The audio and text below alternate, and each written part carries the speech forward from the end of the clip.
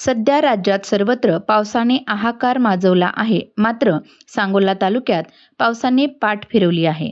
कृष्णा, कोयना, भीमा, पंचगंगा आणि नीरा नदीच्या पात्रातून पुराच्या रूपाने वाहून जाणारे अतिरिक्त पाणी तत्काळ ठेंबू उपसा सिंचन योजना, म्हैसमाळ उपसा सिंचन योजना तसेच नीरा उजवा कालव्यातून पावसाच्या प्रतीक्षेत असणाऱ्या सांगोला तालुक्याला सोडावे अशी मागणी माजी आमदार दीपक आबा साळुंके पाटील यांनी राज्याचे जलसंपदा मंत्री राधाकृष्ण विखे पाटील यांच्याकडे लेखी निवेदनाद्वारे केली आहे.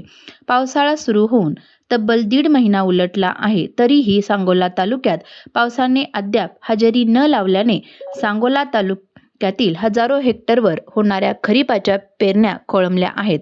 तसेच शेतकरी आणि पशुपालकांना जनावरांच्या चाऱ्याची भीषण टंचाई जाणवू लागली आहे.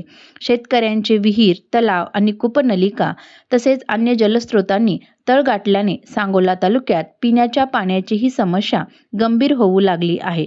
त्यामुळे ऐन पावसाळ्यात तालुक्यातील काही गावांना टँकरने पिण्याच्या पाण्याचा पुरवठा करण्याची वेळ आली आहे. एकीकडे कृष्णा, कोयना, भीमा, नीरा, पंचगंगा तसेच अन्य नद्यांच्या खोऱ्यात व घाटमाथ्यावर सतत होणाऱ्या अतिवृष्टीमुळे पूर आला आहे. या नदीकाठी लोकांचे जनजीवन विस्कळीत होण्याच्या मार्गावर आहे.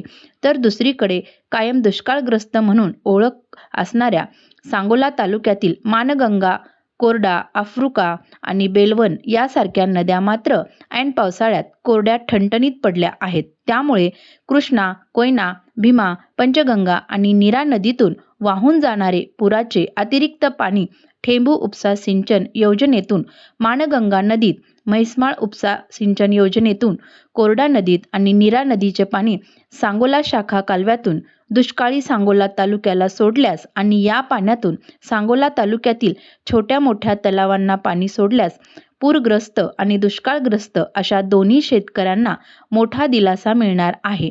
म्हणून राज्य सरकारने या गोष्टीची गंभीर दखल घेऊन दुष्काळग्रस्त सांगोला तालुक्याला दिलासा देण्यासाठी तात्काळ ठेंबू योजना, म्हैसमाळ योजना आणि नीरा उजवा कालव्यातून सांगोला तालुक्याला पाणी सोडावे अशी मागणी माजी आमदार दीपक आबा साळुंके पाटील यांनी राज्याचे जलसंपदा मंत्री राधाकृष्ण विखे पाटील यांच्याकडे केली आहे.